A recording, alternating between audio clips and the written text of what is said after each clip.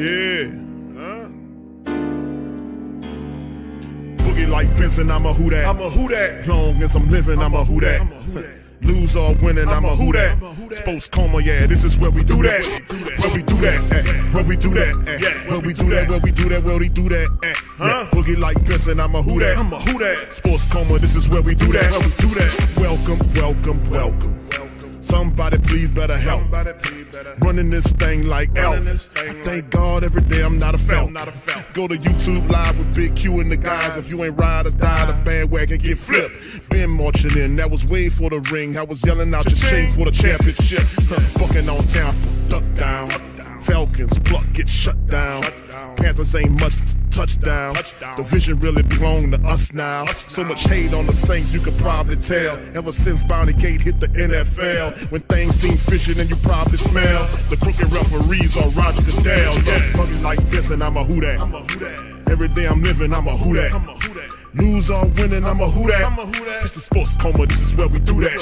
Where we do that, where we do that, where we do that, where we do that, where we do that. Boogie like this, and I'm a who that. It's the Sports Coma, this is where we do that. You're listening to the Sports Coma with Big Q and the guys on the PRO Media Network. Shout out to the fam, man. We in the tank. Welcome. Now rocking with the Sports Coma with Big Q and the guys. We have intense, entertaining, educating, and enlightening sport talk from your favorite sports fan. What's poppin', fam? Appreciate y'all being in the stream on this one.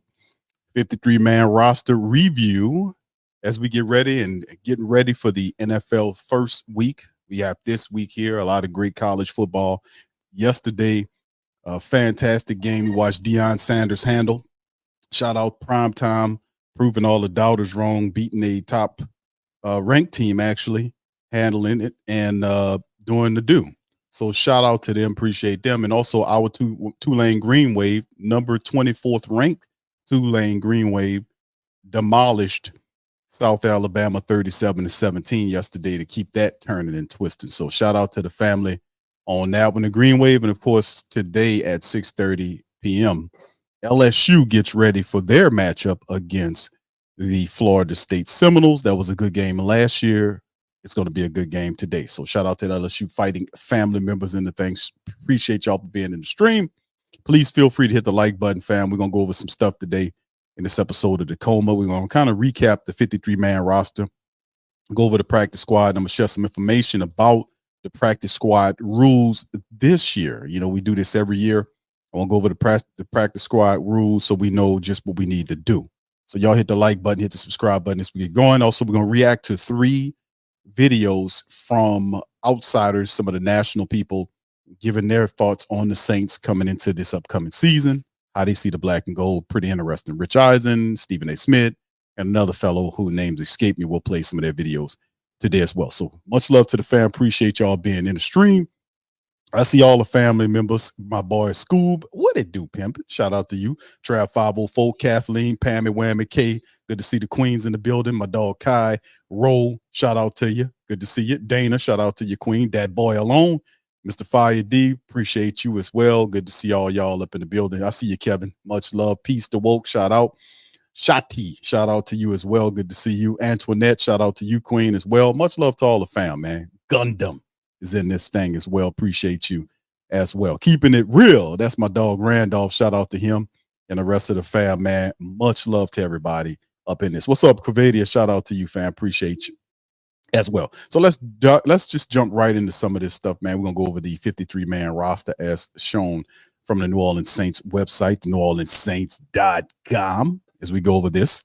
Now, of course, we had an opportunity to kind of absorb all of the latest happenings with the black and gold. We know we have some positions of concern in terms of the running back position is dealing with some injury, wide receiver position in terms of the backup guys. We'll go over that momentarily, but let's kind of go over the roster. And of course, going out of preseason and or what I call the off season into the end season, what's interesting is that we kind of looked at all of the people that we had from the previous, before the cuts were made. We're like, man, we're looking pretty good. When the cuts are made, you're kind of looking at to see where and how it filters out from a backup perspective, because we know there were very few starter slots that were available on this team, because the team had a lot of talent from the previous year.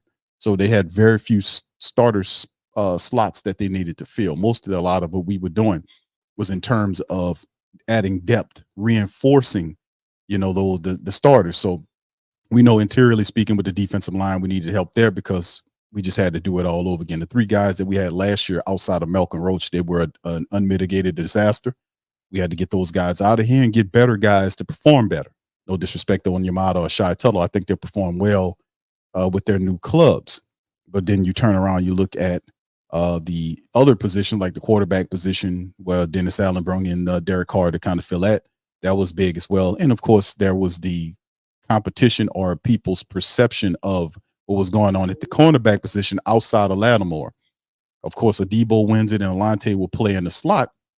But, we kind of anticipated that because I knew Alante Taylor fits the Chauncey Gardner-Johnson role that Dennis Allen values for his modified nickel package. Now, when we go and look at the linebacker situation, we wanted depth as well. But let's go into the offense, start with the offense here. At the top of the chain, it's Derek Carr, who's the man he brought in. There's a lot of stuff on Derek Carr. He's the starter. He's got the money, chip on his shoulder, looking really good in practice. And I'm looking forward to see what the Saints look in his first matchup. Like I'm saying, I'm kind of dialing back my expectations in terms of, I do realize that they really in the game setting only played like a drive. They had one really good drive that I call it was the drive that was seen around the world, where everybody was responding to the drive. I don't think they had a single drive in the NFL preseason that was more talked about than Derek Carr's drive. It was so great that a lot of people talked about, that one throughout the preseason. So can they kind of build upon the success of that as he gets all of that going? So that'll be really interesting. So I'm kind of tempering my expectations because I do realize they played one drive in hot game action. So when it comes down to it, when we see most of them during out the games that matter, they're going to need a little time. They're going to need some time to gel. And that's usually 3 to 4 weeks. Anywhere in between that, because, we don't play them that much in game setting, mostly in practices. So we'll see how that works. And that's just how the same it goes during out the traditional NFL schedule. Like, we don't see them that much in the preseason. Regular season rolls around, bam, here they go. So I'm thinking maybe 2 to 3 weeks for them to really jive, gather a offensive identity. Like we know Atlanta's identity is based on their coach's identity, Coach Smith, who wants to be a running team first with play action off the run and defense. They want to dominate and control the time of possession, use the quarterback as a game manager. That is the philosophy. And that's why I said Atlanta's going to have success, because they're catering to the identity of the head coach. You see, so what is the identity of the New Orleans Saints? What is their identity? We have to figure that out going forward. So shout out to the fam. Appreciate y'all being in here. Much love to everybody. Please hit the like button for me as we keep this thing pushing. All right, so Carr's the guy on top of the QB position, the biggest position of the team, followed by Jameis Winston as a backup. We did have a story done by the WhoDatDaily.com. Now, as Carpenter covered, the Jameis Winston had a little wrist issue, and people are anticipate he'll be ready for his backup role for the Saints about time the season starts. Jake Hayner is the third string quarterback. We kind of talked about that. Running backs next, Jamal Williams. As you can see, this list is set up because Elvin Kamara has been officially placed on the suspension list. So Jamal Williams is the starter for 3 games. And then, of course, Kamara returns game 4 against the Tampa Bay Buccaneers, I want to say. So Jamal Williams is our starting running back right now, followed by Kendre Miller. And, of course, we know Darrell Williams. We thought Ellis Merriweather, they will be the guys that will be on the active roster, but we do understand and know the rules of how this thing will work as well. Kirk Merritt, who was having some issues with a hamstring during preseason, they think he's doing all right to get going. And Kirk Merritt was a guy I thought should have made a team last year. This year he makes the team. Kind of surprised me because I wasn't anticipating them grabbing Kirk Merritt and putting him on the team. Now, he does provide versatility. He can play a wide receiver or running back role, but he also serves as the kick returner and punt returner, in which I'm looking at him saying, well, who's the returner? The main returner, they'll utilize Kirk Merritt. A lot of people said in the comments, yo, Q, man, we like you bugging. Rashid Shaheed should be the main guy. And I'm like, dude, no. You want to Mike Thomas, Chris Olave and Rashid Shaheed is a part of the 3 wide receiver rotation. Those guys are really well. So you don't want to risk him to injury kick returning and punt returning when you really don't have to. Now, every now and again, you want to sprinkle them in there. That's fine, but not full-time kick returning, punt return duties for Rashid Shaheed. That would be a waste of his talent, especially if he gets hurt. Then think about the I ain't gonna say fall off, but how in your mind, what's the fall off between from Rashid Shaheed to the next returner or the next wide receiver behind him, or Keith Kirkwood or A.T. Perry? How much of a fall off is it there? Because we know Rashid Shaheed's the third best wide receiver on the team, but what's the fall off from 3 to 4 in your mind? Put it in the chat. All right, so let's keep it going. So Jamal Williams, Kendre Miller, Kirk Merritt, not mad at that. And of course, Adam Prentice beat out Jake Boggess for the fullback position. So we had that going on right there. And as we kind of move to the wide receiver position, Mike Thomas is healthy. That's a big story in itself, that we finally got a healthy, non-restrictive Michael Thomas playing for the Saints with Derek Carr at the quarterback. Can't say enough of that. Also, Jamal Williams signing, I can't say enough of that. But the Michael Thomas thing is astronomical and big for the Saints offense, what he brings. He has that complement of Chris Olave and Michael Thomas, two Ohio State guys. Throw Rashid Shaheed as the third guy there. Love that trio of wide receivers. You can't double Mike. You can't triple Mike anymore, so you have to watch out because Chris Olave, in the words of my dog Big Low from the Atlanta side of things, he said, because Olave will burn your draws off. So that'll be interesting to see how that dynamic works, because I really want to see Mike Thomas and Chris Olave together, tandem up, because you got the possession guy and Michael Thomas, the deep wide receiver, and Chris Olave, who takes the tops off for the opposing defenses. Rashid Shaheed running in the slot. He can also go outside too to tear you up too. Come in and act as a running back on the reverses, whatever you need him to do, he can do that too. So these are phenomenal 3 wide receivers that I'm really excited about. Keith Kirkwood makes the team. No big surprise. Keith Kirkwood, to me, a lot of people say, man, Keith Kirkwood really stepped up. He did, because he looked really not himself when he came back from the Carolina Panthers. He had to wash all that stuff off from the Carolina Panthers, the kitty litter and all that stuff from being a Panther. He had to wash all that off himself to become a Saint again. So he became what he was prior to him leaving to go there. Remember, Keith Kirk, this is the Keith Kirkwood we had prior to him leaving. This dude has always been this type of player. And of course, the A.T. Perry, the phenom wide receiver, came in here, made a name for himself. Really excited about him in the future, but solid wide receiver core there. From the tight end perspective, the most diverse and unique tight end room in the entire NFL, could be in the entire NFL history, depending on what it looks like at the end of the year. Juwan Johnson is the starter right there. Foster Moreau is his backup. Taysom Hill is there with Jimmy Graham is back. Jimmy's older, but Jimmy Graham is still Jimmy Graham in the red zone. He'll still tear you up. So those are 4 really exceptional, different styles of players that can really help. Really interested to see just how the Saints deal, how they roll them out in the offense, what they're looking to do with these guys. We know Taysom can play running back, wide receiver. He's a tight end. He can do a lot for us. It'll be really interesting to see how the Saints maneuver them inside of that vast offense. How big is that imagination to get those guys going? Because that is a very unique crop of tight ends there. And of course, we talk about, when we talk about it's just going to be unique to see what they do with them tight ends, man. And plus the tight ends coach that we brought in here, Clancy Barone, who's worked with some really stellar tight ends over the years. He is the tight end head coach. I mean, not the type assistant over the tight ends, running that room. He is stellar. Love his addition. It's going to be fun. And of course, we go to the part of the team, the offense speaking, that means a lot. The starting offensive line for the Black and Gold Saints. This line has to step up for everything. All of those fantastic skill set wide receivers, running backs, tight ends, all these people we talked about, and Derek Carr don't mean a hill of beans if this line can't get it going.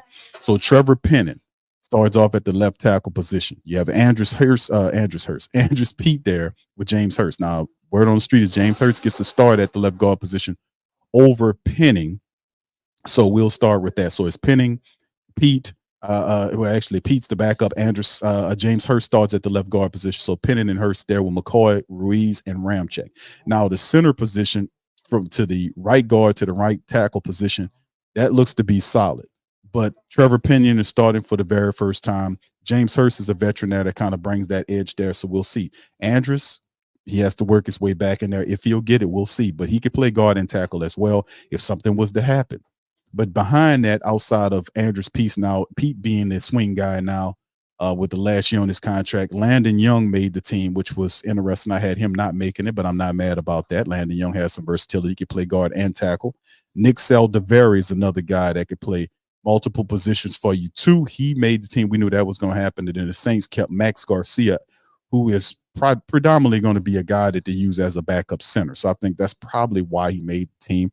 But the team really didn't have a true veteran center to reinforce with Eric McCoy. And I think that's what Garcia, I was not impressed with Garcia's play in the preseason. I think it's just a matter of convenience and him just being a veteran center here and just making a team. Nothing exceptional about his game during the preseason. Hopefully he'll perform better going forward. And of course, before I even talk about jumping off the wide receivers, I know y'all gonna get on me. Say, Q, what about Traquan Smith? You forgot Traquan Smith, you? No, I didn't. But they actually, we throw Traquan Smith in there, man. Traquan Smith is there as well. I won't throw the man up under the bus and not mention him, but Traquan Smith is there. He's dealing with an injury, a groin issue. He had surgery. He won't be ready for week 1. I still don't understand why he's not on the IR. They've been dealing with this now, and there's still a lot of time left between here and the next game. So it could be very well the Saints could IR him, and to have surgery on your groin. And then you say, well, I ain't ready for week 1. Week 2, we'll be ready to go. I just don't, if this is going to heal right, unless this guy is Wolverine mixed with Superman, I don't expect him to heal after a week after having surgery on his groin. That's pretty rough. So I'm looking at it saying to myself, possibly Traquan Smith probably ends up getting placed on the IR, and then the Saints might activate something. We'll see how they all do, man. Then again, he might have that super healing factor. We don't know. I know he got some type of super factor because he keep making his team without even producing any damn thing. So it's something that he got going on that's working for him. But anyway, let's keep it moving, man. As we move on and next to the defensive position as we cover the offense, but the offensive line, that's huge. They got to gel for us to have the type of success. Can't overemphasize the Saints O-line must dominate for us to have the type of records that we see placed. They have to be able to open up holes for our running backs. By time for our quarterback to throw the ball, they have to really step up and handle business. Cannot overemphasize the importance of good offensive line play for our black and gold team.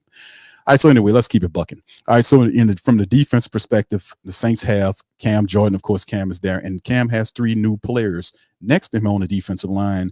2 veteran free agents that came in, and of course, Carl Granderson, who's in the 5th year of his contract. Carl was a guy that we brung out of from where was Carl from?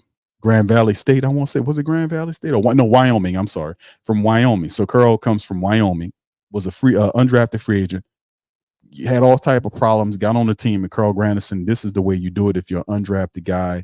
He got a starting position right now. Now, how long does he hold that position with Peyton Turner breathing down his neck? We'll see, but it'll be fun watching Granderson, Peyton Turner, and Isaiah Foskey, the snowman. All these guys do what they do. So, but Granderson, really excited about him. We know Cam is going to bring what he does. The 2 interior guys, Big Kalen Saunders, or Colin Saunders, and Nathan Shepard. These are 2 big, violent, hard to block guys that fight every inch of the day to try to make things pop and shake. So we'll see just how this stuff will move forward. But having that rotation of Big Colin Saunders, Nate Shepard, Brian Brissy, and Malcolm Roach is really tantalizing, especially Brissy. Brissy has been excellent in showing you how well the spin move thing that he did really well. He just flashing on film. He stays healthy, and in a reduced role, like the role of rotating defensive interior man that comes in, I think he'll show up for that. I think he'll really do well for that role, and eventually I think he will probably end up getting pushing Nate Shepard out of the way and taking that position next to Big Colin Sanders and doing this thing. And of course, Malcolm Roach has been he had a phenomenal camp as well. So really impressed with the interior defensive line. Carl Granderson, Cam, Peyton Turner, Isaiah Foskey, the snowman, and at least I can't not forget about Tanu Passanio, healthy. Last year he wasn't. This year he's healthy. He tore it up in training camp, in preseason. I'm really, really happy and excited about how Passanio, he got the 2-year contract from the Saints. I just love how he's been playing this offseason for the black and gold. Looking forward to him bringing all that into the end season to help out with the pressure. And of course, we've seen the Saints kind of experiment with the NASCAR package when they kick and passing your inside. So that was really good to see that as well. See him get some interior burn, because I think that's where you really see him shine there. He's 6'7", 300 plus pounds. Plus, he still moves very well for, at this stage of his career. He ain't an old man, but he's, banged up, but he looked good. All right, so anyway, let's move to the linebacker core, which a lot of people believe that the linebackers are supposed to be a group that we have some concern with, right? We know that Pete Werner, he has the same superpower as Traquan Smith, the power of the third round draft pick, and perhaps pictures. I don't know, voice recordings, something going on. I don't know. But Pete Werner makes the team at the will position according to the Saints depth chart. Okay, DeMario, we know DeMario's the guy right there. And also shout out to Pete Werner. Zach Bowen is the guy that, Pete Werner is the guy. DeMario Davis, those are the top guys. Zach Bowen is the guy who a lot of people believe did enough to make the roster, but not as a starter. But the Saints, they don't have to explain none of this. This is what they did last year in protecting Traquan Smith and Zach Bowen. These guys don't produce a lot, but they make the team. And they, and I kind of see what they're doing right here. Don't make sense to me, but I understand. I can see what you're doing, trying to give their draft picks an opportunity to catch on. So it makes them look good because they're both third round draft picks, right? Even though Traquan Smith's out of his rookie contract and he had that 1 year extension with the Saints, you still have Bowen, who's in his rookie contract, trying to pull a Caden Ellis. So perhaps the Saints see enough from him to do that as he looks at the Sam position. And of course, when we do our modified nickel, Werner and DeMario Davis kick inside, they'll be the main guys. Bowen is the top guy right now. We know Jalen Smith ended up on the practice squad. We'll go over that momentarily. Nephi Sewell makes the team with DeMarco Jackson, two young linebackers, perhaps the future of the Saints linebacker room. Make the team. Special teams are plenty there. And then we move to the secondary.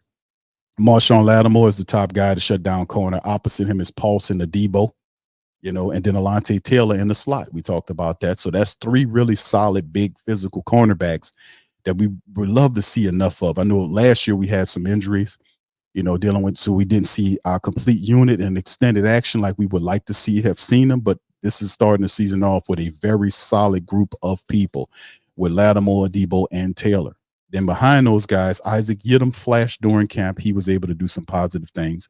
Lonnie Johnson Jr., which is in our safety room, we'll cover that momentarily. But Isaac Yiadom did enough for the Saints to say, you know what, boom, let's trade on. We can try to trade Bradley Roby and ultimately say, okay, we couldn't trade him, so let's just release him. A lot of people, I seen an article, I forgot who it was, that was saying that the Saints are going to regret getting rid of Paulson Adebo. Well, we'll see. But Yiadom is a guy that did some positive things in camp and made the team. So shout out to Isaac Yiadom, making a team as the Saints' fourth cornerback. Shout out to him.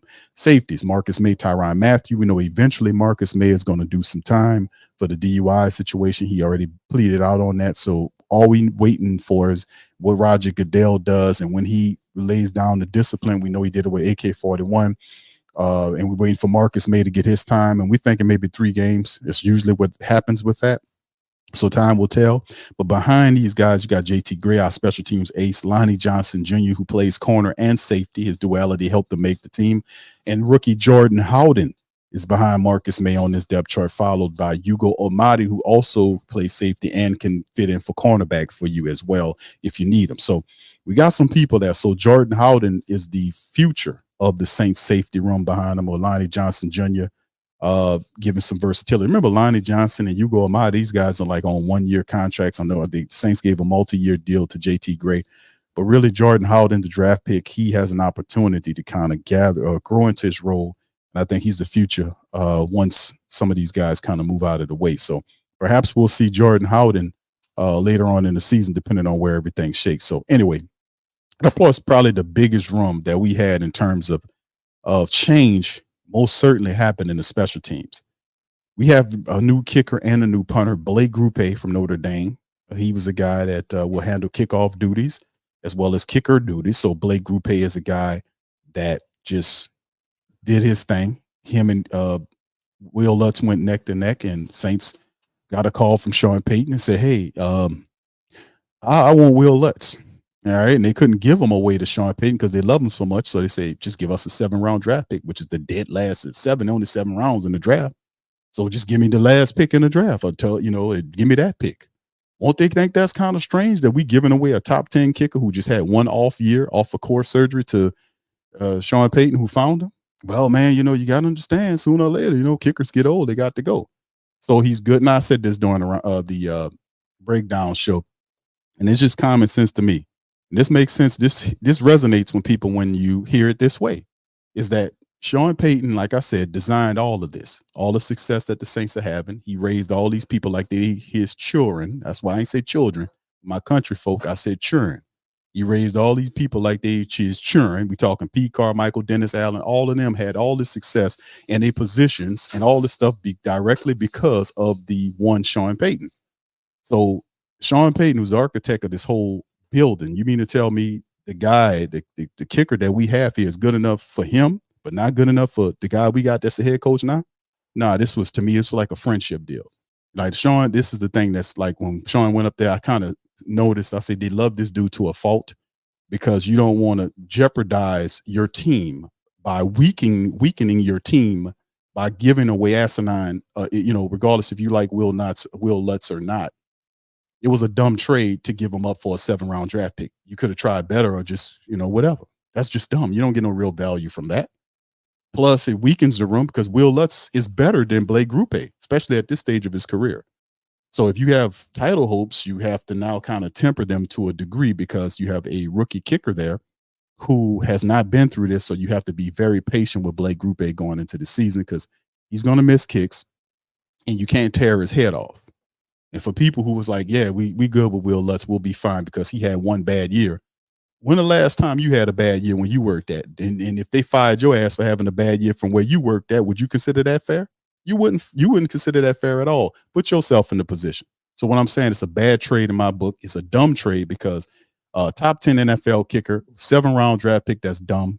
And you got a rookie there. You're weaker there than what you was prior to this happening is what my commentary is. And you can't dispute that. You are weaker now at the kicker than what you was, before they made this move. So we'll just have to be patient with the brother, with Blake Grupe. We'll be fine. Now, Luke Headley and Blake Gillikin, that was another semi-shocker there. Whatever. You know what I'm saying? Punter, I like Blake Gillikin because I like his directional punting ability. Headley had a lot of hang time on his punts, and they just went to just wipe out the whole room. And I'm like, okay, if you keep wiping, why not get rid of the special teams guy? Get rid of the coordinator. Change him up too. He's incapable of teaching the kick return and punt returners the block fest. We'd have had this guy here for years. He can't breed into him how to properly block on kick returns and punt returns. That's why we sit up here with 4 or 5 years into it, and we still don't have a kick return and punt return. We got to wait 4 or 5 years to get a kick return and punt return. We can't get that every other year or at least 1 year, one of them a year. We can't get a kick return and punt return. That's all I'm saying. Why can't we get a kick return and punt return? I watch on the highlights all the time. People get kick return and punt return. Why can't we do that? Why can't we get kick return and punt returns? I want a kick return and punt return. Do y'all want a kick return and punt return? I want one of that. I want that as much as I can get it because it helps the special team score when outside of field goals. So, I mean, why not clear out the whole damn room? Get the coordinator out of here. We need somebody that can teach people how to block, man. Seriously. Goodness. Anyway, let me see. Let me ask somebody in the chat. Let's go to y'all. Who want a kick return and punt return? Let's see, Marvin Norman. Do you want a kick return and punt return? I'll put one in the chat if you do. Let's see, Dana, how about you? You want one kick return, punt return? How about you? You want two? My son want one kick return, punt return. All right, Rob, so we put him down for one kick return, punt return. Anybody want two? I want 3 kick return, punt return. On a year, how about 4 kick return, punt return? I want some of that because I'm tired of seeing all these other people get it and we can't get it. We got to wait 4 or 5 years to get it. Don't that sound a little strange to you? One kick return, punt return. I'll take one to the back, walk up to the counter at the special team store. Yeah, sir. What do you want? Yeah, I'll take 3 kick return, punt returns. Oh, yeah, you want to catch up with that? Yeah, no kick return, just regular. All right, yeah, I want 1. Yeah, you want 2? How many you want? I want 5 kick return, punt return. Yes, that's what we're talking about. That's the ultimate. Dana said, hell yeah. Yeah, Sean said, yeah, man, I'll take it. Yeah, Black Preacher, man, they all look at it. Hell yeah, Pammy, look at that. Yeah, oh yeah, kick return, punt return. I want 1. I mean, fam, I looked it up. It's 4 years on one and 5 years on the other, if I'm not mistaken. That is not regular. We're not supposed to wait 4 to 5 years to get the kick return or a punt return. I think the world would explode if we got a kick return, punt return in the same year. If we got one of each in the same year, the world would explode. That's how you would know that a giant asteroid that's shaped like a Dallas Cowboys helmet is coming right at the city of New Orleans. When we get a kick return and a punt return in the same year. I want a kick return, punt return. I love it, man. Let's get it. You know what I'm saying? Quavadia says Faskus better not miss my Yeah, I know. More than 4 field goals this year, or they'd be calling for. I know, and I'll be telling people that because I know the Who Dat Nation. People sounding patient right now. They're sounding patient because they caught up in all of the energy of the flow of the excitement of the season, and that they call that caught in the moment. But when it hits them that you have a rookie kicker who never did it before, and he marches out there, and the poor man misses a few kicks, and his confidence gets down. Hopefully let's elevate them and let's not do that. Let's stay consistent with our thinking here, because even though I would prefer to keep Lutz for at least one more year, or whatever, and kind of groom Group A, like did pull, because Sean Payton was smart. Sean Payton wanted Blake Gillikin on the team, but he knew Gillikin was good, but he couldn't have both of them. So Gillikin grew an injury out of nowhere, and it worked. Same thing could have been done for Group A. That just took a little imagination, because the injury list is just an extension of the roster, where you can put as many people on there as you want. So if you have a prospect that you really like, he grew up something out of nowhere, and the next thing you know, he practice squad. Let him kind of sit on that thing like the Blake Group A route. I really don't understand exactly why they just cleared the room like that, because I didn't think Blake Gillikin did bad enough for him to be beat out by Hetley. Because they were really like, if it was like blown away, that's different. But if it's neck and neck, I'm going with my veteran. I'm going with my damn veteran. So I don't get why they did the clearing of the special teams room, because those guys really didn't blow out the veterans. But it is what it is. So we just have to be patient with both those players. They're both rookies, and those are very important positions for us to have. And Blake Gillikin's directional punting really helps out. What he was doing, pinning people inside the 20-yard line, inside of the 5-yard line. He did that really well. I don't know how good Hetley does with that, so we'll just have to wait and see. I love Group A's story, but like I said, we have to be able to be very consistent in how we decide how we're going to do this with these players. We can't tear his head off if the man missing field goals. We got to be patient with these guys, So, but by my count, and I don't know if y'all agree with me on this or not, but I think our special teams room, our kicker and punter room, was weakened by the moves that happened by getting rid of our veterans. Just my take. All right, so anyway, kick return, punt return. There you go. All right, so anyway, let's keep it rolling, man. Shout out. Molly Mall says Peyton is a kid that moves out their parents' house but goes shopping at the parents' refrigerator. You see, the thing is, I said this before when Sean Payton took the Denver job, that I knew he would come back to New Orleans to get assistant coaches and players, because he ain't create that. That's a normal reaction, what most coaches do. But what I don't want to happen with New Orleans and Denver is that he can get anything he wants when he wants it. Like a top 10 kicker for a 7-round draft pick is robbery. And he worrying about Howie Roseman, Pilfrey got to keep. Well, I got to keep both my hands in my pocket. Howie Roseman starts calling. I'm like, no, you don't have to keep both your hands in your pocket, Mickey, for Roseman. And Sean Payton is stealing your wallet out your back pocket while you looking at Roseman. We can't help Sean Payton. Like, we gave Sean Payton a 3rd round. Sean Payton and the Broncos a 3rd round draft pick when the Saints sent him to Denver. Nobody explained why they did that. They perused right over that move. Why we surrendered a 3rd round pick with him to go there? Why? They couldn't you didn't need to do that. They wanted him anyway. So there was no need to get that. Was to help Sean Payton's draft, because if you looked at the draft picks before he got there, they were ate up with all those trades to send to go and get Russell Wilson and all that. Their draft was ate up. So giving him the 3rd round pick and then picking a 7th-round draft pick for next year, that don't hurt Sean Payton in the least, while giving him talent to work with, also giving him a top-notch kitchen. Now, what I'm going to do is I'm going to track the success between both this entire season. I'm just going to let y'all know that. I'm going to, in occasion, probably 6 or 7 weeks into the season, I'm going to recap it, and I'm going to chart the development or chart the statistics of both those guys, meaning Blake Group A and Will Lutz in Denver. I will be tracking their successes, both of them. That's just what I'm going to do. I'm going to just track them and see where they are, because hopefully Blake Group A could be a stud for us. Maybe he's the next Martin Anderson. We'll see, man. We'll see. All right. Anyway, yeah, I don't want Peyton come up in here pilfering everything. Come on in. Hey, I'm making. Can I have that draft? Can I have this player with it? And I was joking about him, like Taysom Hill's next. Taysom Hill. Taysom got 1 year left on his contract. The draft. We'll see what happens when you get close to the trade deadline, because you got 4 tight ends there, and Jimmy Graham steps up. is and I was like to myself, like, I think watch Taysom is going to be he might be the next dude before the trade deadline happens. Sean Payton looking at him. He looking at him. Oh, I'm gonna get Payton. I'm gonna get Taysom Hill from you. If I don't get him this year, I'm gonna get him. You can have him next year, but this year I wouldn't be surprised. Like I said, Sean Payton's still a man here, man. He the responsible why you got your coach. You got Sean Payton gave him the thumbs up, and Mickey saying, "Oh yeah, well Sean told me to get him. Yeah, well, who the hell am I to disrespect Sean Payton? I want to tell you something. I'll do it. So anyway, let's keep it going, man, and roll on. But yeah, the special teams room was very shocking to me that the Saints got 2 starch new rookies there, but hopefully they're right on that, man. I want the Blake Group A to be the next incarnation of Martin Anderson, and perhaps Lou Headley will be the incarnation of no less than a Tommy Barnhart or a Tommy Morstead, the picture of perfection in our punter situation. And of course, we look at this. Y'all got to, kind of excuse me, man. I'm at my parent. I'm chilling with the parents over here. They cook and everything. So if you have pots and stuff dropping, not me back here podcasting and cooking, man. That's just somebody in the background. So y'all hear shit banging and clanging. I'm chilling with the people on Labor Day weekend, man. Potting from over here.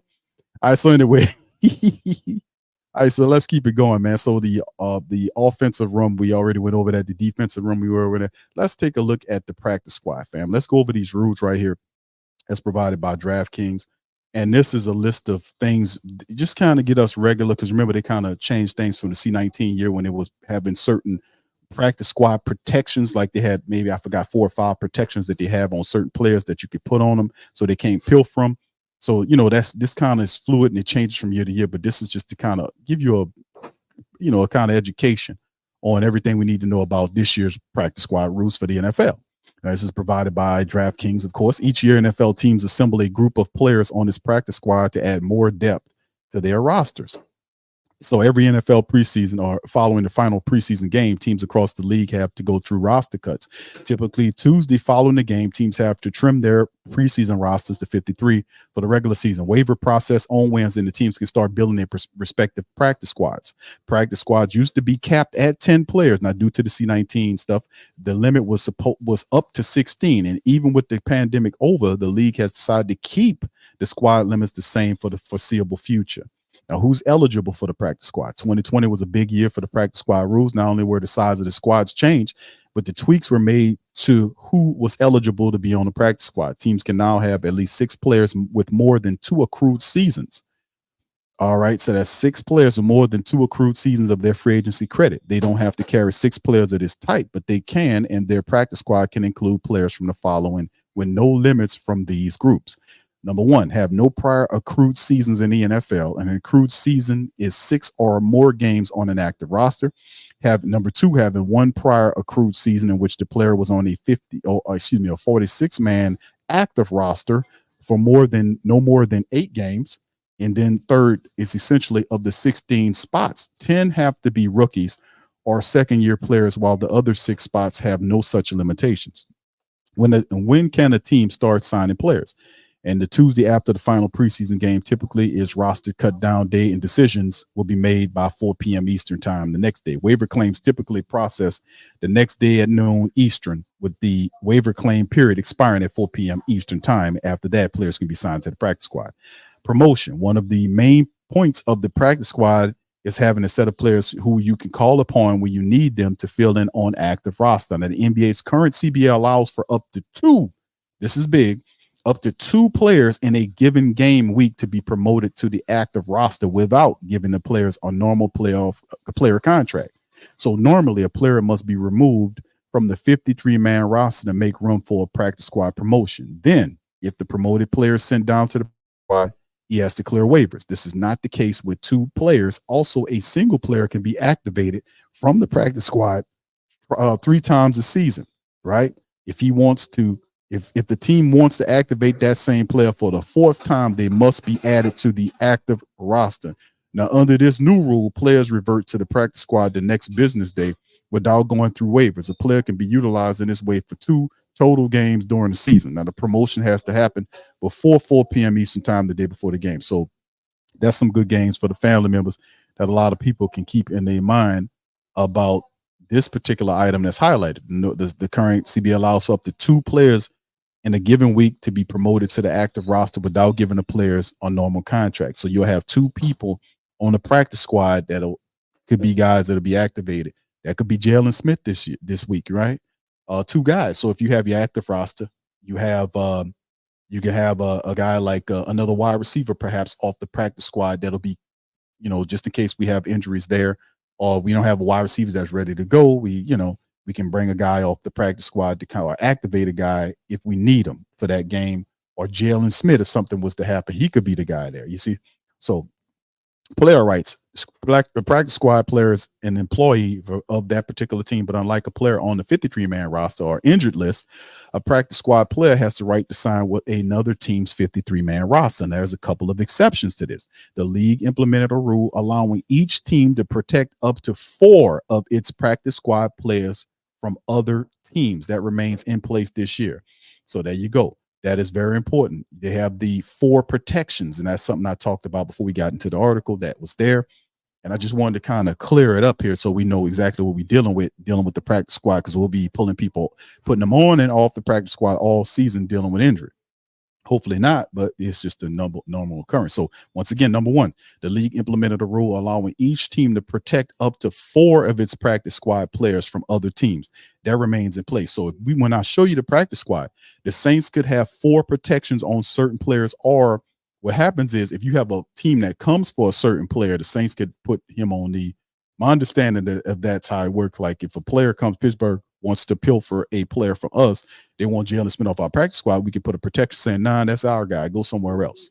Or they'll go to another guy that the Saints won't offer protection to simply go to another team.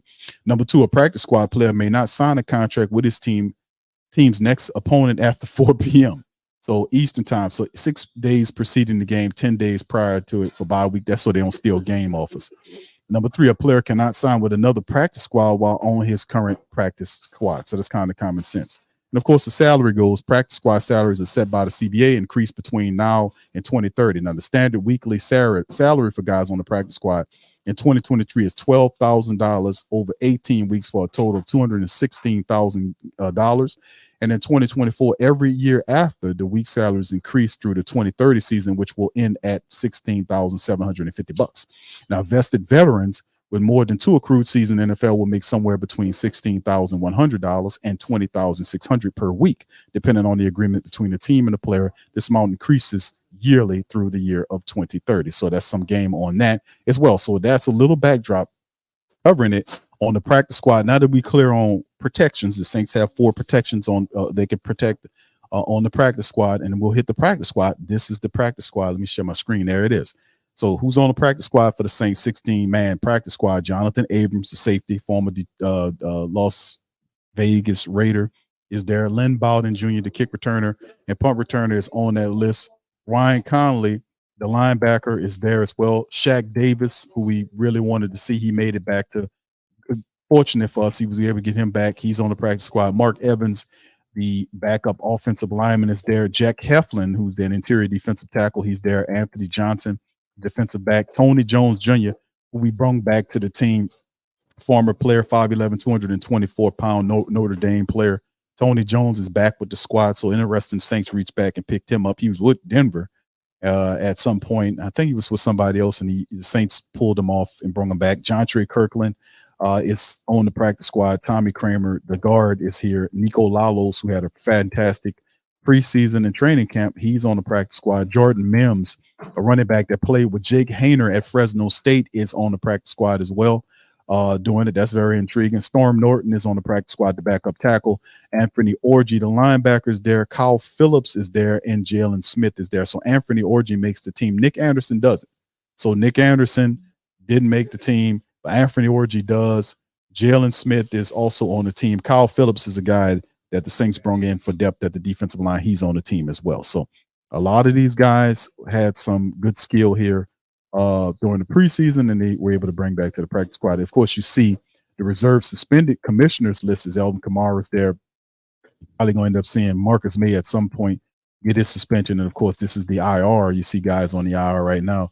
Eno Benjamin, Andrew Dowell, and Trey Turner.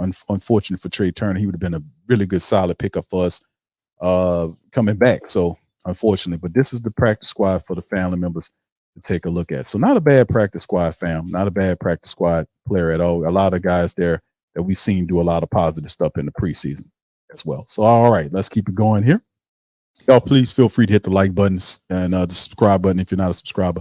Please feel free to share the show with social media. Black Preacher Man, thank you for the super chat, brother. Says, just hope DA don't mess up the season again. Thank you, sir, for that. I want to say thank you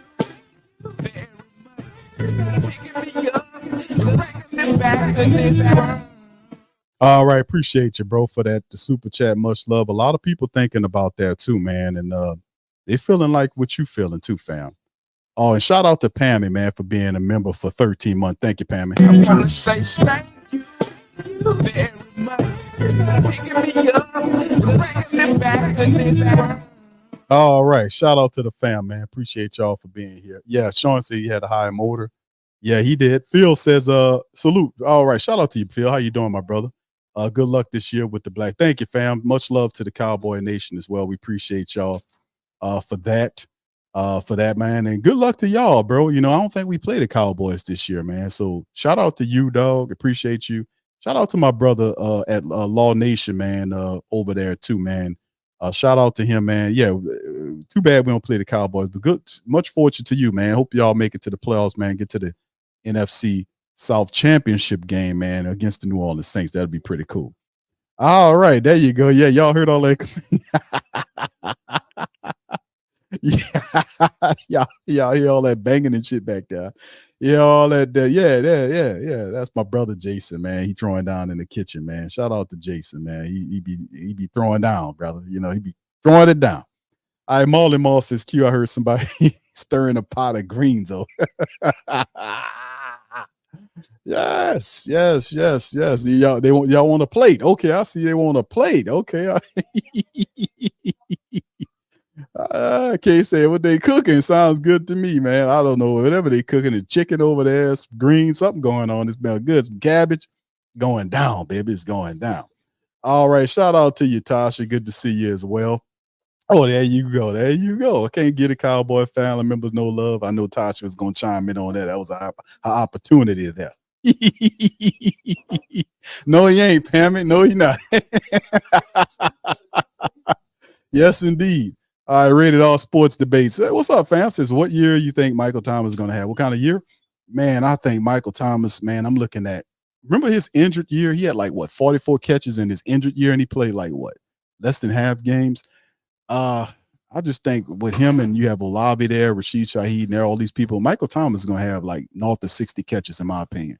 Going to be anywhere between 60 to 70 catches for Michael Thomas. Now, how liberal is Derek Carr with the ball? I think he'll find Michael Thomas, because probably Michael Thomas will probably be the most consistent of the wide receivers. No disrespect to nobody else, but Michael Thomas is good at what he does. You know, and he will beat it. And a lot of times I think Michael Thomas will have listen, I'm going to just call him, man, can't guard Mike. We don't call him that no more, because when he was tearing the league up as can't guard Mike, we kind of went away from that. And then that's like calling Superman Clark Kent. You know, people looking for Clark Kent to save the day. It's like, no, it's can't guard Mike. He's can't guard Mike again. And I think that his job will be a lot better at 30 years old, because you can't double and triple team him without getting hurt. You get tore up by the other guys. So he will have, to me, I think Michael Thomas will have a very good year. I'm thinking anywhere between 65 to 70 catches, somewhere in there. That's what I'm thinking about for Michael Thomas. I think it's going to be a great year for him, man. All right. Shout out to you. All right. What y'all cooking? They asking what we cooking over here, man. What we got going on over here? Baked chicken, fried fish, cabbage, cornbread, and baked sweet potatoes. There y'all go. Y'all mouth watering off of that. Good. All right. Sean says 60. Yeah, I agree with that, man. I think that's good. Brother Myron says, Q, always appreciate the daily dose of Saintology, baby. Shout out to you. Appreciate y'all, man. Appreciate y'all. Thank y'all. All right, so listen, man, let's get into it, man. Let's go into this couple of these interviews. I want to simply share this stuff with y'all, man. I know Cavadius says, y'all, you got me hungry. Yeah. Oh, yeah. It's going down, brother. All right. So anyway, let me get into some of these I got 3 videos I want to play for you guys. I forgot what order they are. I think the first one is I want to say Skip Bayless, not Skip Bayless, Rich Eisen. Okay, the first one is Rich Eisen, and he has this fan that calls in. That's a New Orleans Saints man. You know, not fan, but family member. It's a New Orleans Saints guy. He's very confident in his picks, and I just love this segment that he played in letting the family members pick the team in the schedule, as opposed to he had a really good thing. So if y'all didn't see, here you Q. Curvator says, he says, little Q, come eat with the big. They're gonna all tear it down, brother. They all ready to eat. All right. So anyway, he's sitting up here. He's sitting up here right across the way from me, man. He smell all that good stuff going on. All right. So anyway, shout out to my mother, man. Her and my brother Jason throwing down, and that he always throwing down, always making great meals. So it's all gravy. All right. So let's get to the first one here, man. This will be from Rich Eisen, him calling. This is pretty fun. Y'all put one in the chat. Y'all can hear this. Have here on the program. First up, home for the Tennessee Titans, David. That's going to be a tough opener, but we get the W. At the Carolina Panthers on a Monday night. That's a win. Win at the Green Bay Packers, 2-0. I've been going back and forth. I'm going to say a loss. 2-1 at home against the Bucks. AK-41 comes back from suspension. That is a big W. That's 3-1 at the Patriots. Not a W. 4-1 at the Texans. W. Holy Gulf South, Batman. 5-1 against the Jaguars at home on a Thursday night. That's another toss-up. I'm going to say a loss because it's a Thursday night. 5-2 at the Colts. A win. 6-2 home against the Bears. That's a W. 7-2 at the Vikings. Oh, goodness. Another toss-up game. I'm going to say a loss. 7-3 off the bye at the Falcons. Oh, that's a W. We play well in Atlanta. 8-3 home for the Lions. Another toss-up. Tough game. I'm going to say we take it. 9-3 home for the Panthers. W. Yeah, welcome back to the Superdome, Bryce Young. 10-3 home for the Giants. We take a loss. 10-4 at the Rams on a Thursday night. W. 11-4 at the Bucks. W. 12-4 home against the Falcons. That's a loss. We split with the Bucks. Okay, 12-5. Bam, kicked that one up a notch from David in California on his New Orleans Saints.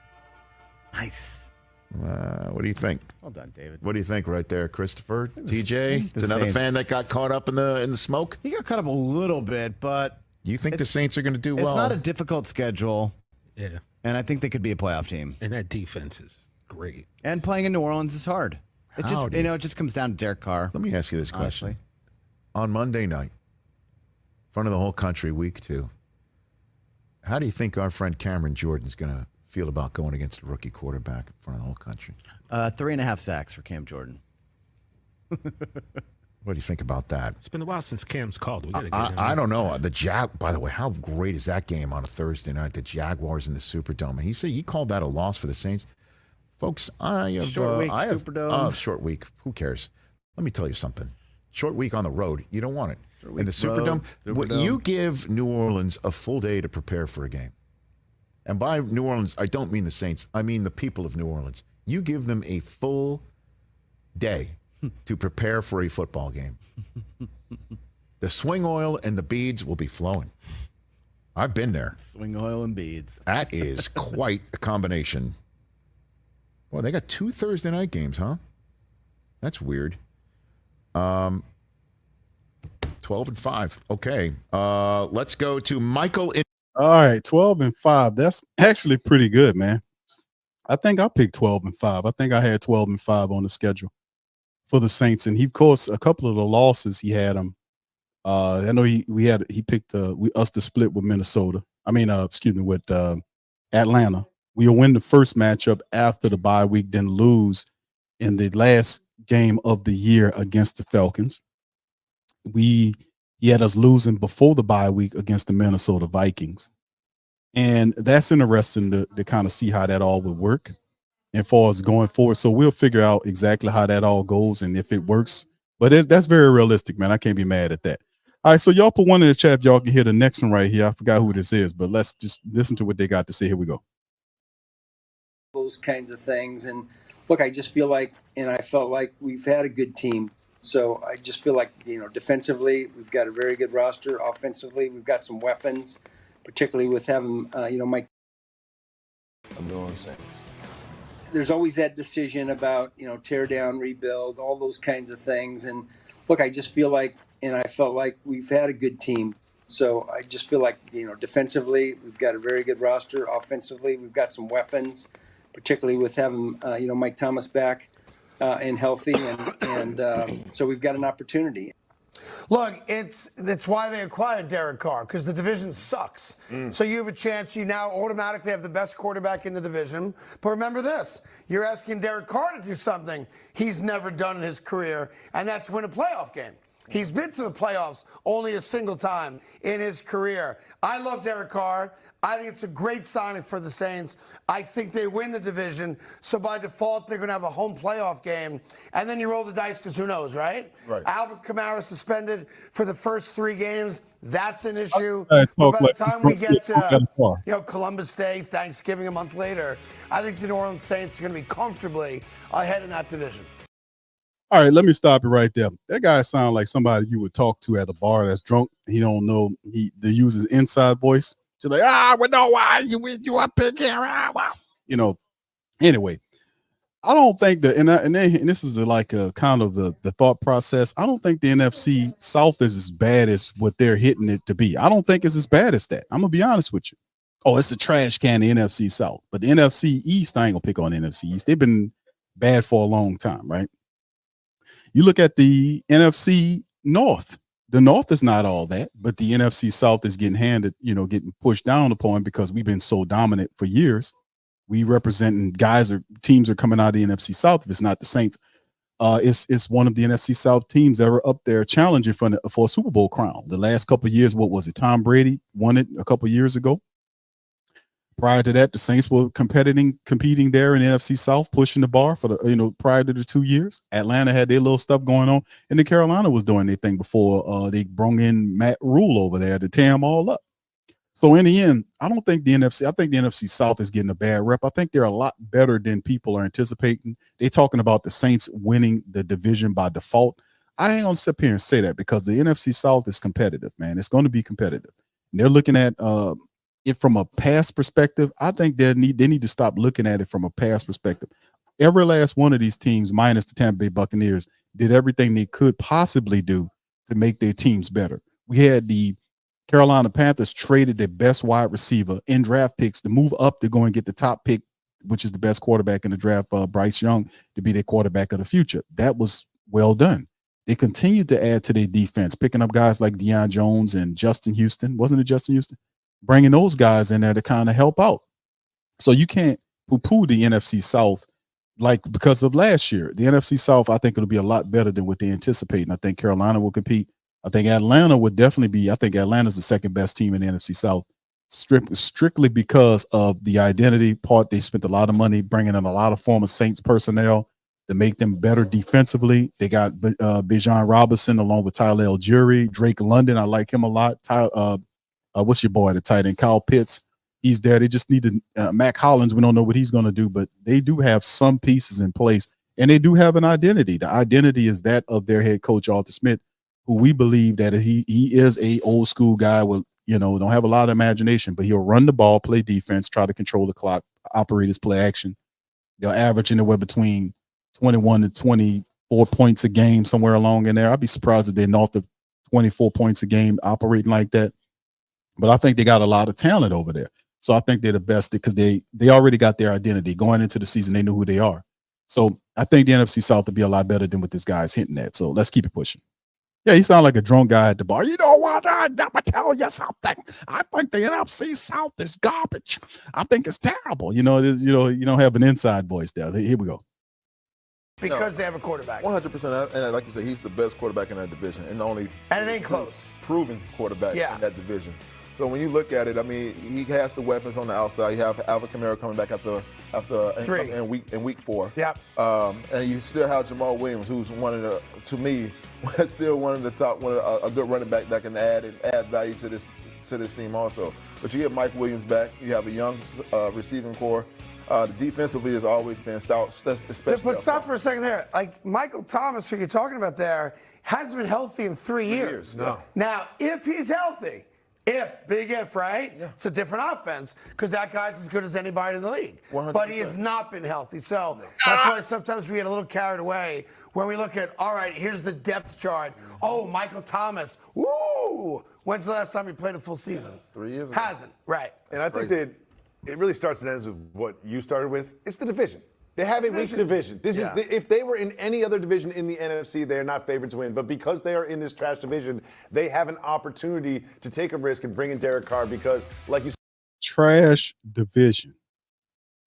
They call it NFC. Now that's disrespectful because they will say it's trash, and see you got to dispute that, and don't let that become the narrative because when you win it, they'll say you won by default because the rest of them was bad. You see what I'm saying?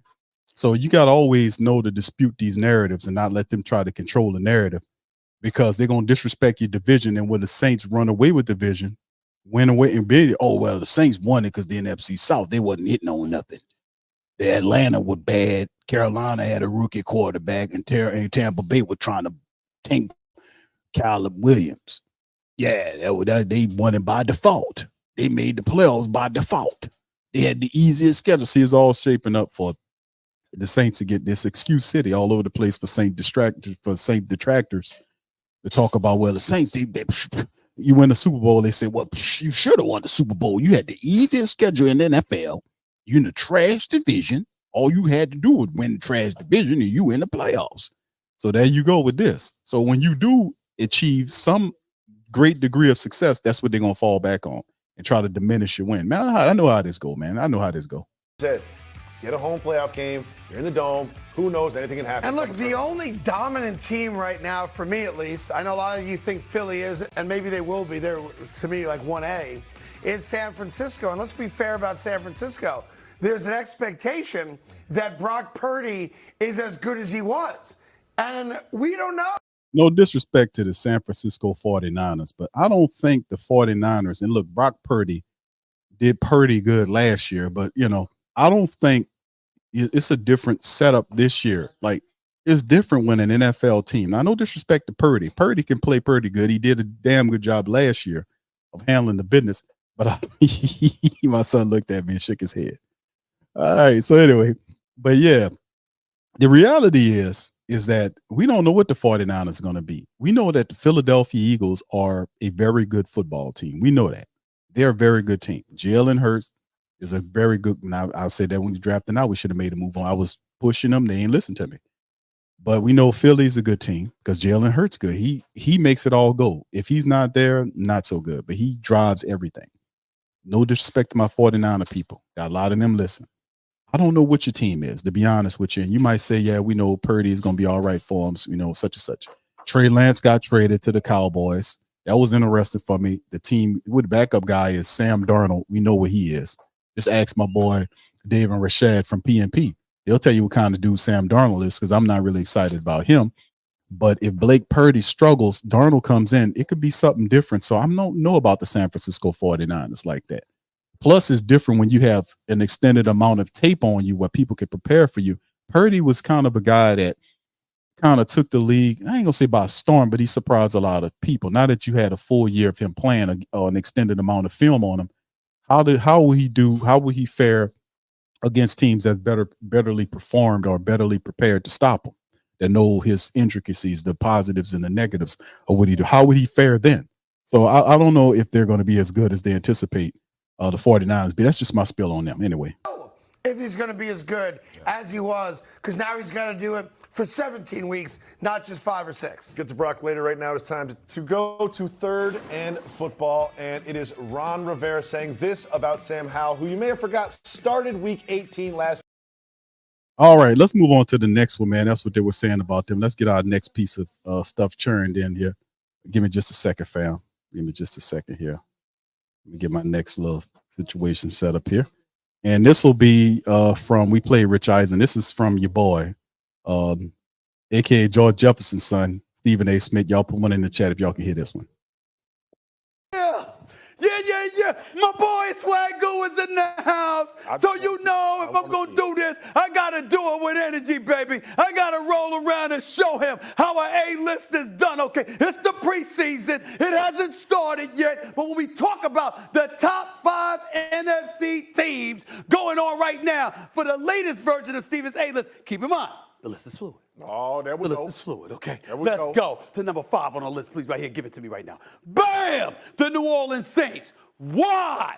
That defense is nothing to sneeze at. Last time I checked, Alvin Kamara is still on that team, along with a couple of weapons at the wide receiver spot, okay? Including my man Olave, and they got their big boy coming back. So you got that situation right there. All right, so let me pause it right there. I'm a Saint man that been doing these shows for some years, and we know this is a guy that's observes the Saints game. He's a passerby type of guy, and this is his ranking. So I hear that, but you know, when we talk about the New Orleans Saints, we don't talk about the Saints defense at first. We don't do that, right? We know the defense has some questions that it needs to kind of answer, but we don't talk about the Saints defense and say, hey, listen, man, the Saints defense is a defense. We worried about them. They're going to be the lights out unit. The unit they spend a lot of money on is on the offense with Derek Carr and all this other stuff that's got going on. So this is the thing we focus on to get done. So outside of that, the offense to me is first because it's pivotal to the Saints' success. That offense has to handle the business. They got a lot of weapons. $150 million quarterback. Michael Thomas is healthy. Chris Olave's his complement. Rashid Shaheed will be ready. Alvin Kamara comes off the 3-game suspension. He'll be ready for the 4th week. Jamal Williams was a huge signing for them. The 4 tight end room, the offensive line continuity, depth will be important. So when we talk about the Saints, fire it up. We talking about the offense first because everything that's aforementioned puts it. The John Gruden stuff and coming here helping out the offense. So the offense has to knock it out of the park. The defense is the complementary unit this year, not last year. His breakdown kind of going back to last year, you need to upgrade his scouting chart because the offense is the number 1 unit. It's the primary unit. The secondary unit this year is the defense. The defense has to take a step back in terms of allowing the offense to step up, and the defense is a complementary unit to the Saints offense, as opposed to last year, the defense led the team. It was the primary unit. You know, we knew that the Saints had some issues offensively speaking with injuries and all this kind of stuff at the quarterback level. Jameis trying to get healthy through the offseason, picks up injuries during the end season. So interesting. This time, total different effect. You got a healthy quarterback coming in here. He's been marinated in the Saints offensive room, getting help all over the damn place. So that's what I'm looking at for the Saints. So he got them listed as 5. Let's see who else he got on this list. It'll be interesting. And Derek Carr got a lot to prove, okay, along with Coach Allen, so we shall see. But the Saints are nothing to sneeze at, plus their division is weak, so you're damn near going to win the South by default, okay? So let's get that out. All right, so once again, this is a national narrative that needs to be disputed. These are 2 separate networks that's saying the same thing. 2 separate networks saying the same thing. They're saying that the NFC South is weak. He said it basically in the same, I don't know if they writing the same people writing the same stuff on their teleprompters, but it was almost saying the same way, you're going to win the division by default. So when you win the division, it diminishes your win by saying you're supposed to win it because the NFC South is trash. So, you know, that's kind of, we got to dispute that. We can't allow that to happen. We have to bat that down. We have to dispute that narrative. We have to. All right, these people are slick with it, ain't they? Brian says, he said, let's just take it one game at a time, one player at this time. The season has started yet. 1 week for today. All right, shout out to you, Brian. Appreciate it as well. All right, so anyway, let's keep it going. Here's the rest of it. The way that's at number 5 on the list. Give me number 4 on the list, please. Bam. The Minnesota Vikings. Now, I know that this is kind of shaky because when you look at it right now, you no longer have Dalvin Cook. I get where everybody's coming from, particularly when you saw what Seattle did. But I will remind you, there's this dude named Justin Jefferson on that squad who's an ultra stud. Kirk Cousins is no scrub during the regular season. Postseason is a different matter, but we talk about the regular season, right? So you got to go with that. Okay, and they had a good year last year. Okay? We we gotta tell Stephen A. Smith to stick to basketball talk. Nobody got the Minnesota Vikings, except for Minnesota Vikings people in the top 5 in the NFL list. Nobody do. The Vikings are not a top 5 team in the NFL. They don't even have Delvin Cook. They lost Delvin Cook, and he's talking about Jefferson. Jefferson's one player. He's one guy. Adam Thielen's gone. Jefferson's there, but that's one dude. You don't have Delvin Cook. They did re-sign Danielle Hunter, gave him an extension. They got Davenport there. They got some issues on the defensive side of things. So they got stuff that they got to fix. So nobody puts the Minnesota Vikings at top 4, especially up top the Saints, for real, bro. Stick to basketball, Stephen A. For real, bro. Come on. Okay, they got blown out by the Cowboys. They got blown out in a couple of big games against the Eagles as well. But the bottom line is this. They're top 4 team. We ain't say they were top 3. That belongs to somebody else. Give it to me right Not here. a top 4 team. We all know what this is about right here. This is Micah Parsons. This is Trayvon Diggs. This is Stephon Gilmore. This is DeMarcus Lawrence. This is Quinn, the defensive coordinator. This is a defense that I think is going to wreak havoc throughout the National Football League, okay? Now, we understand there's some hiccups potentially because Dak Prescott is their quarterback, and he comes up small in moments. But the brother Ken Ball, he's not a scrub. You still got CeeDee Lamb. You still got Michael Gallup. You still got Brandon Cooks. You still got Tony Pollard. Who knows who else they'll get? You got to look at the Cowboys right now, and almost by default, because if you look at the rest of the NFC, how many great teams are there? Really, there's only 3. This is one of them, okay? That's right. I said they ain't. All right, so this guy constantly disrespect the Cowboys, makes fun of them when he lose, but he throws them in his top 3 list this year. And I think the Cowboys got a very good team. I think they did well in the draft. They made a few moves that's interesting. They were good last year. Mike McCarthy was a question mark with the Cowboys. Their schedule is interesting. But do I consider the Cowboys one of the top 5 teams in NFL? I say I can put them up there, but the Vikings pick is so ridiculous that it makes the Cowboys' 3rd pick look ridiculous. It does. The Vikings in the top 5 make the Cowboys number 3 selection look really off to me. You know, how could you put the Cowboys here and the Vikings underneath them? They don't even belong in the top 5, not even close. I wouldn't even consider the Vikings a top 10, well, these NFC teams. I wouldn't even consider them a top 10 team. No disrespect to the Vikings, man, but they got some needs there, man. And plus, didn't they draft a quarterback to replace Kirk Cousins? And this is last year here. It's just, I don't know. The Vikings pick make the Cowboys pick look ugly, even though I respect the fact the Cowboys in the top 5. Top 2, though. We know who top 2 is. Give it to me right here. This is the San Francisco 49ers. Now, I want to remind y'all, they got this dude Bosa. They got an elite defense. They got the brilliance of a Kyle Shanahan. And oh, by the way, Debo Samuel, this brother is still there. George Kittle is still there. And keep in mind, ignore last year. Remember this, ladies and gentlemen. There is no team in NFL history that lost 4 quarterbacks in one season. In the NFC Championship game, we didn't even see an NFC Championship game because their quarterbacks went down, not 1 but 2 of them. And as a result, Christian McCaffrey, your running back, stood behind center. And they couldn't even throw the damn football. The game was over. They know that. They know the feeling for that. I rapped to Debo during the Super Bowl myself. He'll be ready. They'll be ready. San Francisco is no joke, and Purdy is back. So is Trey Lance. We'll see what happens. They ain't number 1. Okay, number 1, Purdy, you don't know what you got in Purdy. He had 1 season. You don't know what he's going to be able to produce this year with full tape on him. Not saying that he's going to crash, but usually when you have young quarterbacks coming into the league and people figure out what they can do well because they didn't have a lot of tape on them previously, they tend to struggle. NFL is really good at doing that, finding your weaknesses, knowing your tendencies and taking them away, taking your strengths away from you and forcing you to think on the fly. Can Purdy adapt to that? Trey Lance got traded to the Cowboys. The 49ers pick to me is a question mark. Not disrespecting them, they do have a good defense. They've been having a good defense. You know, they do have good, talented players, but the position at the top that's really important, the QB position, is an enigma. It's a question mark. So I'm not disparaging the 49ers pick. I just think the 49ers still have a lot of answers on how good this guy could be because it's all based on him. They're putting it all in the hands of Purdy. And I don't know who Purdy is. Last year he did pretty well, but could he redo that success this year? We'll figure that out. Anyway, let's keep it bucking. We know who number 1 is. It's this team. It's the Philadelphia Eagles in the NFC. Why? Because Jalen Hurts is there, that's why. Because A.J. Brown is there, that's why. Because Devontae Smith is there, that's why. Because Dallas Goedert is there, that's why. And by the way, not only did you have the Fletcher Cox and the Grahams of the world, but they drafted not one, but two brothers out of Georgia, the reigning, defending, two-time national champions that's going to help you get at the quarterback position even more.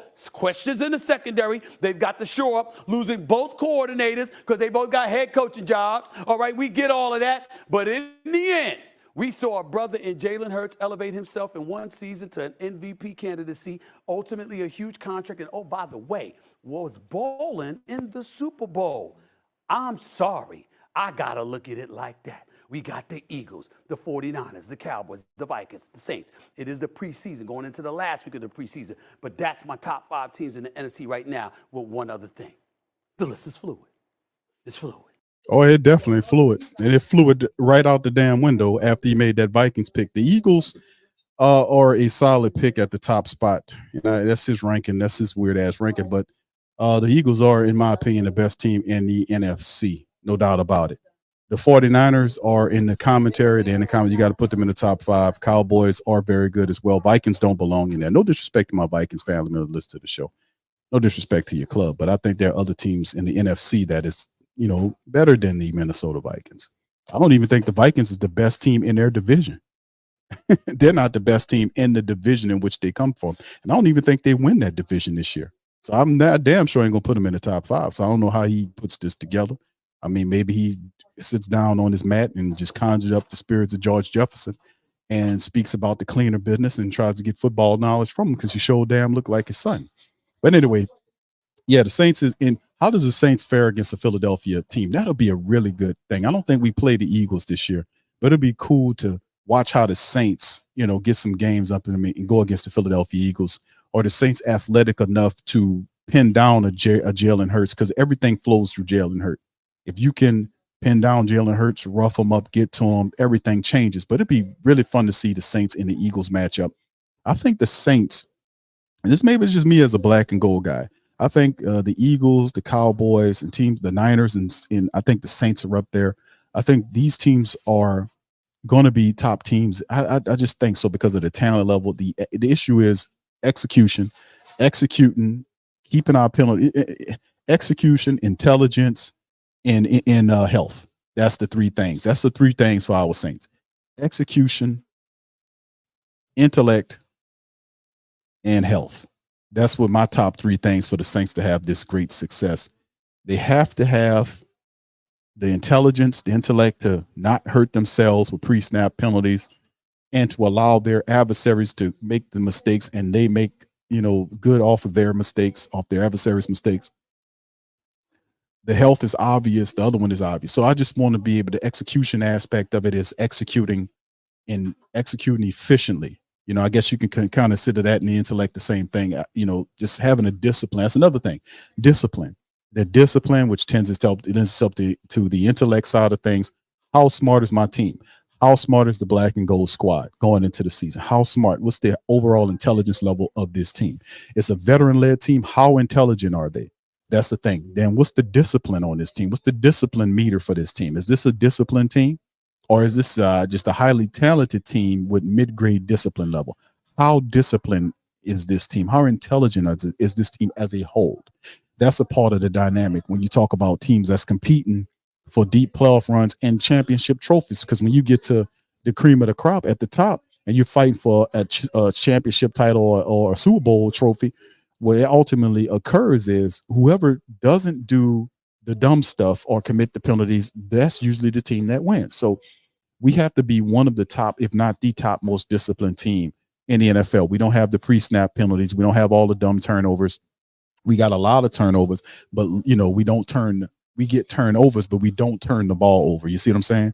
We got to be the lowest giving the ball up and one of the tops in getting the ball from other people to give us more opportunity. So that's where I'm at with this. And most of these questions will not be known. And this is just throwing out to the Who Dat Nation, the Great Saint Think Tank. We won't know none of this stuff until we get into the season and actually see our team perform over a myriad of different games in different environments. Then we'll ultimately get that answer.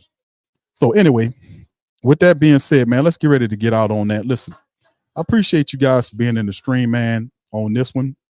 Appreciate you kindly, as always, man. Thank y'all guys for being here and representing the Who Dat Nation, man. Listen, we're going to get ready to get out on that. But listen, as always, man, thank you guys for joining the stream. Please feel free to hit the like button, man. Hit the like button, hit the subscribe button.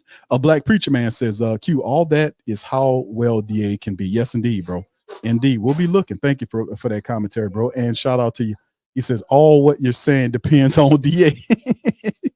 Let me hit that Jay-Z for you if I can find it. Hold on here.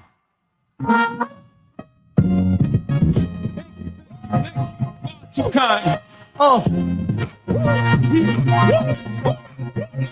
All right, shout out to you. Brian says, Q, do you think after Carr's contract is up, Jalen Hurts will be in New Orleans? No, absolutely not. Absolutely not, my friend. Jalen Hurts probably will stay with them for a very long time. Philly will have a lot of success with Jalen Hurts, man. And credit to Philly for seeing that and going and get that man. Because I kept saying the whole time when I was speaking to y'all know I was saying, man, listen, they ain't listen to me. I kept telling them, listen, you need to go look at Jalen Hurts. At the time, that's Sean Payton. Sean Payton is not going to draft a rookie quarterback with his first 2 picks. He's not going to do it because he's not good at developing young quarterbacks. We know this.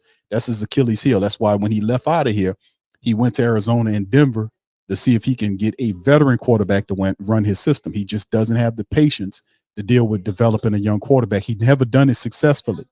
So I think Jalen Hurts is going to be where he is. I don't think the Saints going to reach out at Jalen Hurts. We'll probably go in a different direction, depending where we are at that time, so it'll be interesting. But we got 4 years of Carr, and I think it'll be a lot of successful years, to be honest with you. All right. Thank you, Brian, for the question. All right. Molly Mall says, Q, fix me a plate of that crawfish pasta. We don't have crawfish pasta, bro. It's chicken. We got chicken in there. We got cabbage. We got fish. And she said something else. I forgot. Cornbread.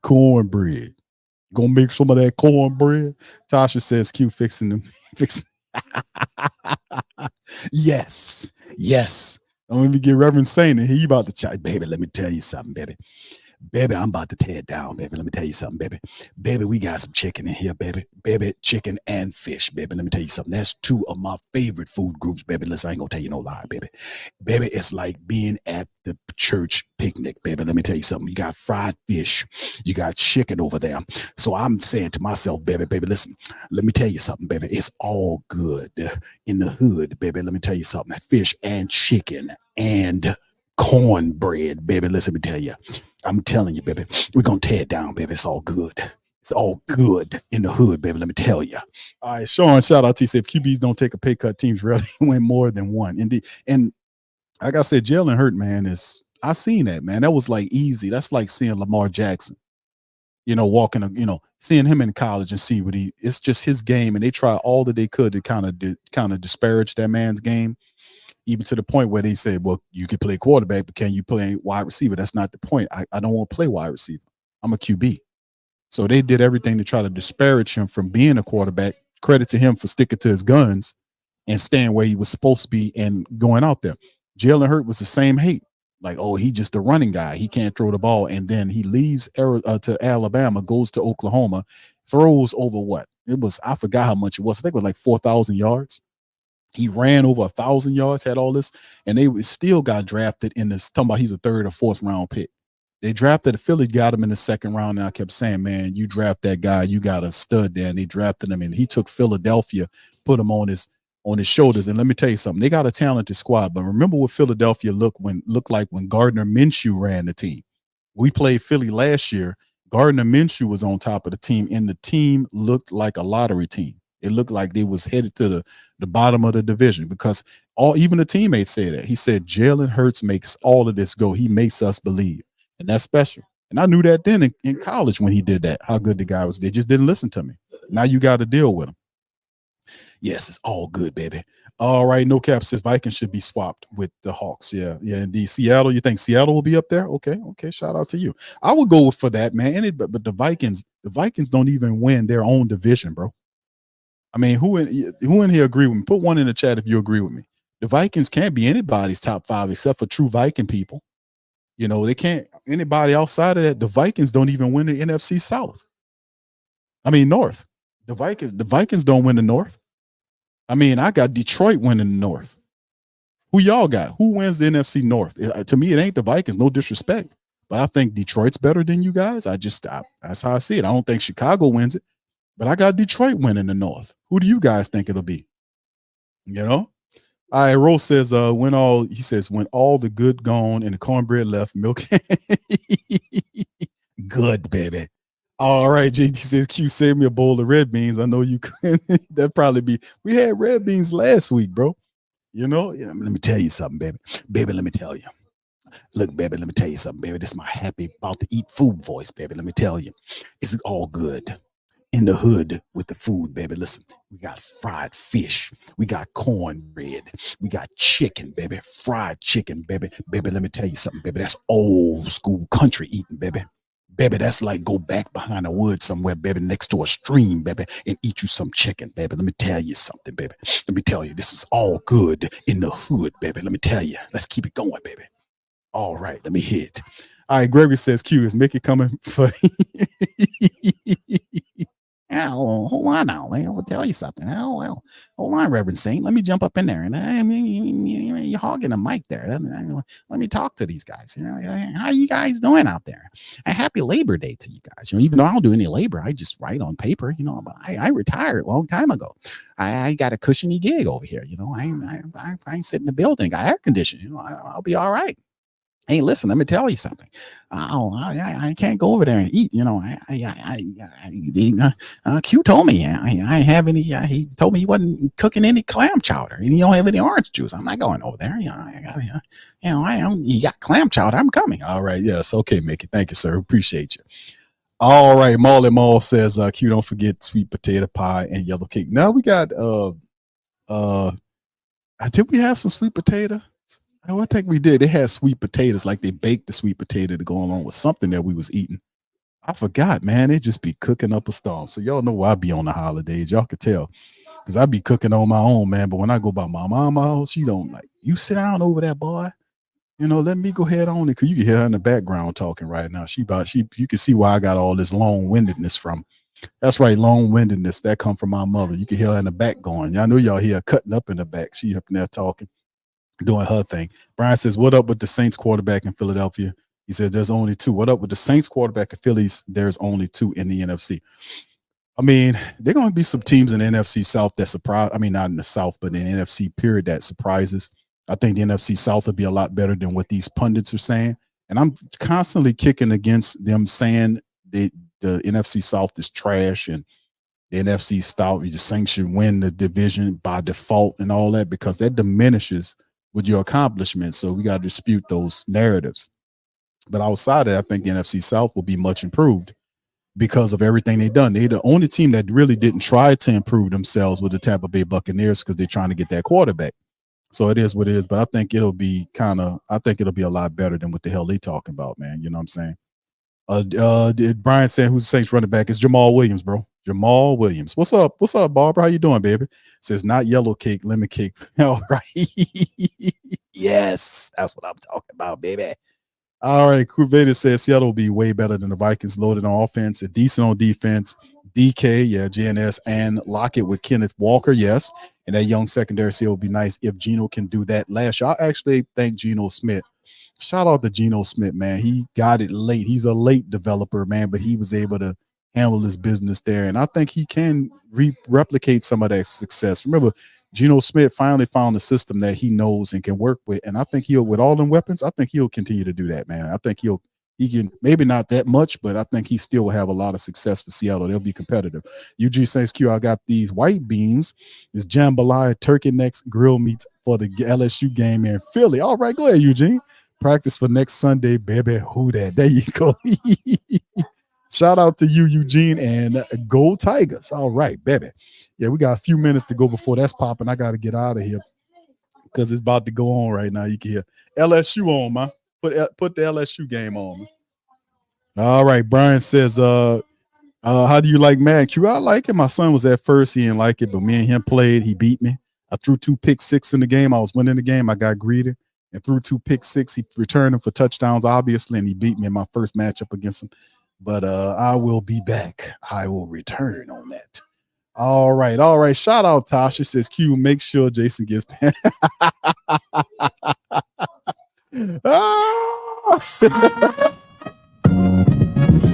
you. Far too kind.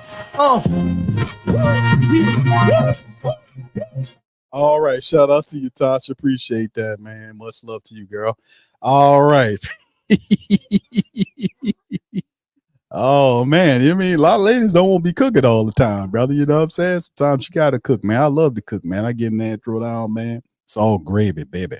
And besides, if you don't feel like cooking, I'll cook because I don't want that energy. Like, I'm making me stand up here. I'm cooking all this. I don't want all that. I don't want that energy in the food. So I'll cook. I have music playing and all that kind of stuff. That go right into the food, man. I love that. Jabori, well, shout out to you. Jabori says, I think the Saints are toe-to-toe with the Chiefs if we played this season. Thank you, brother. Appreciate you. Thank you for that. We got a future football player in the game and a future star in the NFL. Jabori Dalton, shout out to you. Let's see. Let's keep it pushing, man. Who that Nation Q? What's up, fam? I need that fantasy hookup for the. Yes, indeed. Okay, Ricky, I got you, fam. Check y'all hit the play because it's listen.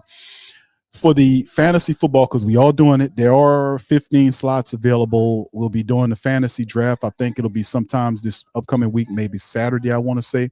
Y'all just looking out. But if y'all want to sign up for it, sign up, hit the email. The email is in the chat. Find the email, sign up for the email because we'll send you the information through our email list.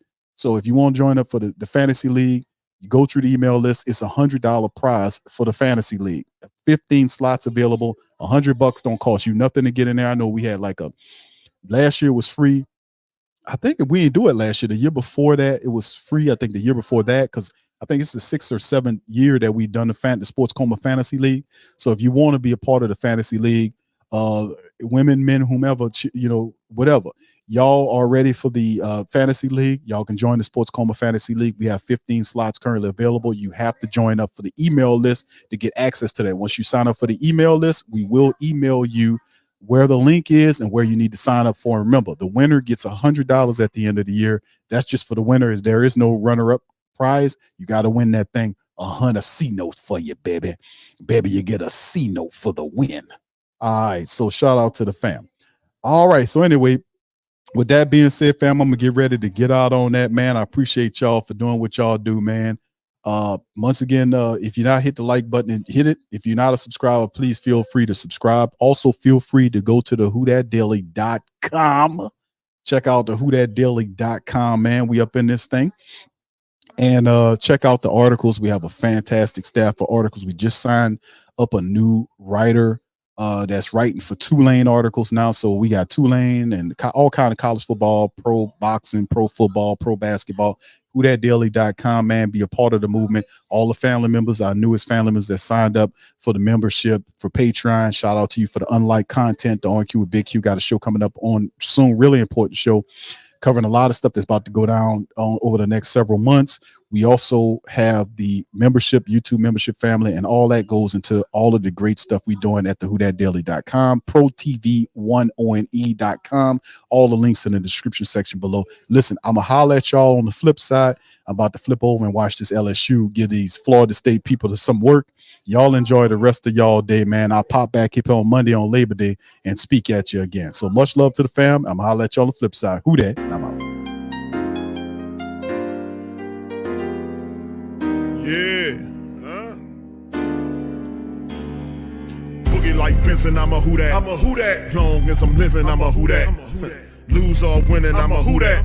Sports Coma, yeah, this is where we do that. Where we do that, where we do that, where we do that, where we do that, where we do that, Boogie like Benson, I'm a who that. I'm a who that. Sports Coma, this is where we do that. Where we do that. Welcome, welcome, welcome. Somebody please better help. Running this thing like Elf. I thank God every day I'm not a Falcon. Go to YouTube Live with Big Q and the guys. If you ain't ride or die, the bandwagon get flipped. Been marching in, that was way for the ring. I was yelling out your shame for the championship. Bucking on Tampa, duck down. Falcons, pluck, get shut down. Panthers ain't much touchdown. The vision really belong to us now. So much hate on the Saints, you could probably tell. Ever since Bounty Gate hit the NFL, when things seem fishy and you probably smell the crooked referees or Roger Goodell. Buggy like this and I'm a who that. Every day I'm living, I'm a who that. Lose or winning, I'm a who that. It's the Sports Coma, this is where we do that. Where we do that, where we do that, where we do that, where we do that, where we do that. Boogie like Benson, I'm a who that. It's the Sports Coma, this is where we do that. listening to the Sports Coma with Big Q and the guys on the PRO Media Network.